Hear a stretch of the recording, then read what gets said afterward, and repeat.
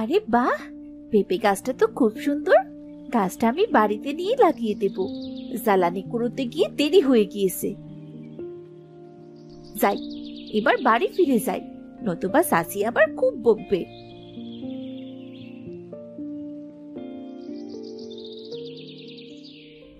মহারানীর কি এখন আসার সময় হলো?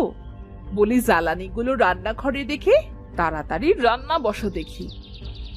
ঠিক আছে চাচি, আমি নদী থেকে পানি এনে রান্না চড়াচ্ছি।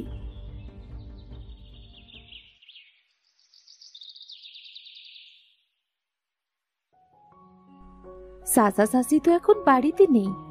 আমি পেঁপে গাছটা এক্ষুনি লাগিয়ে ফেলি। রূপা সবার চোখের আড়ালে যে পেঁপে গাছটা তার বাগানে লাগিয়ে দেয়। ঠিক সে সময় রূপার চাচা রূপাকে ডাকতে শুরু করে। রূপা, এই রূপা, কোথায় তুই? আমাকে এক গ্লাস পানি দে তো, তাড়াতাড়ি আয়। এই নাও চাচা, তোমার পানি। বলি, সারাদিন তোকে দেখি বসে বসে আরাম করতে। কখনো যদি একটু কাজের কথা বলি তবে তুই 10 ঘন্টা লাগিয়ে দিবি। তোর কাজ কি একটুও ভালো লাগে না?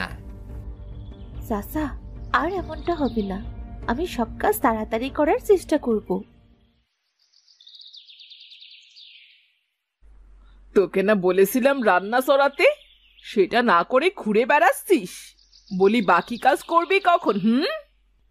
মিনার কথা শুনে রূপা ভয়ে ভয়ে বলে, চাচি, আমি সব কাজ করে দেব। দয়া করে আমায় মেরো না চাচি, আমায় একটু সময় দাও। আসলে নদীতে অনেক ভিড় ছিল, তাই পানি আনতে দেরি হয়ে গেছে চাচি। তোকে আজ কিচ্ছু বললাম না। রান্না শেষে রান্নাঘরের সব বাসনপত্র পরিষ্কার করবি। তারপর বাজার থেকে তোর চাচা যে মাংস এনেছে সেগুলো তাড়াতাড়ি কেটে ফেলবি।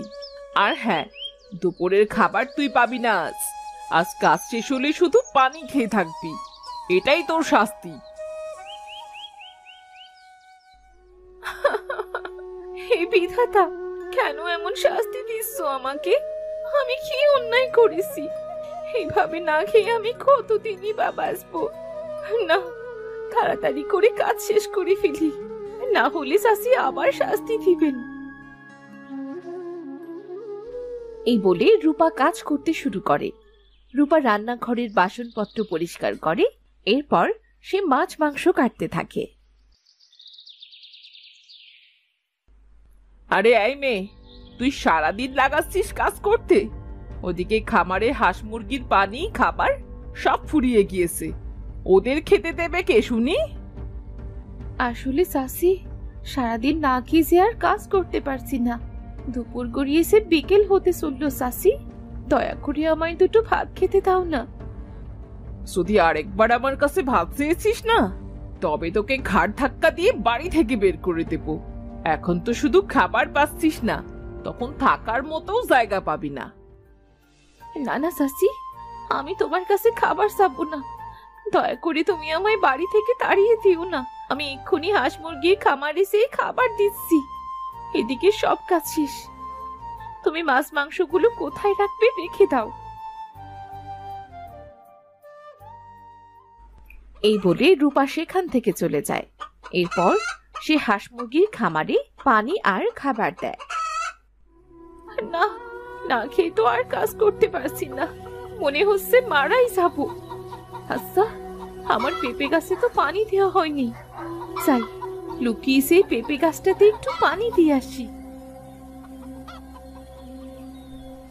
জানিস পেঁপে গাছ, আমার খুব কষ্ট হচ্ছে। না খেয়ে আর কত সময় থাকা যায় বল? সারাদিনে একবার খেতে দেয়, তাও মরিচ আর পেঁয়াজ দিয়ে। পেট ভরে যে কবে ভাত খেয়েছি তাও মনে নেই। বিধাতা কেন যে আমার বাবা মাকে কেড়ে নিল? তারা বেঁচে থাকলে হয়তো আজ আমায় এত কষ্ট পেতে হতো না। রূপা তার সব কষ্টের কথা পেঁপে গাছের সাথে বলতে বলতে কেঁদে ফেলে। এরপর থেকে প্রতিদিন রূপা বাড়ির সমস্ত কাজ শেষ করে লুকিয়ে লুকিয়ে পেঁপে গাছে পানি দিতে আসে, আর পেঁপে গাছের সাথে অনেক গল্প করে। পেঁপে গাছের সাথে গল্প না করলে রূপার যেন রাতে ঘুমই হয় না। এইভাবেই কেটে যায় বেশ কয়েকদিন। পেঁপে গাছটাও বেশ বড় হয়েছে এখন, তাতে পেঁপেও ধরেছে অনেক। একদিন, এই যে নবাবের বেটি, এই বিকেল বেলা কোথায় গিয়েছিলি? হ্যাঁ, বলি বাড়ির কাজ করবেটা কি শুনি? আসলে চাচি, আমি একটু সুমিদের বাড়িতে গিয়েছিলাম, সুমি বলেছিল যেতে। তার মানে তুই ওদের বাড়ি খেতে গিয়েছিলি? বিশ্বাস করো চাচি, সুমি আমাকে খেতে থাকেনি। ওর মা বাড়িতে নেই বলে যেতে বলেছিল, কিন্তু আমি যেই চলে এসেছি। তোর হাত দেখি। ঠিক আছে, যা গিয়ে কাজ কর। কে শোন, আজ রাতেও তুই খাবার পাবি না।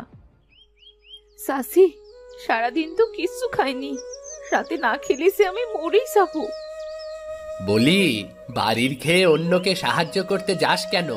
এদিকে বাড়ির সব কাজ পড়ে আছে। বলি, এই নে রূপা, এই ঘাসগুলো তাড়াতাড়ি কেটে গরুকে খেতে দে তো। আমি এক্ষুনি খেতে দিচ্ছি চাচা। মা, ও মা, ওই দেখো তো, আম গাছটাতে কত বড় একটা আম। ওই আমটা আমি খাবো মা। আম তো একেবারে ওপরে, ওখানে উঠলে আমি পড়ে যাব, আমি পারবো না। তোকে উঠতে হবে না, ওই আম তোকে রূপায় পেরে দেবে। চাচি, আমিও তো উঁচুতে উঠবো কেমন করে? সেটা কি তোকে মা বলে দেবে নাকি? তাড়াতাড়ি গরুকে খেতে দিয়ে, খামারে খাবার দিয়ে আমার সোনা মায়ের আমটা পেরে দে। ওগো, তোমাদের জন্য আজ পিঠে বানাবো, চলো।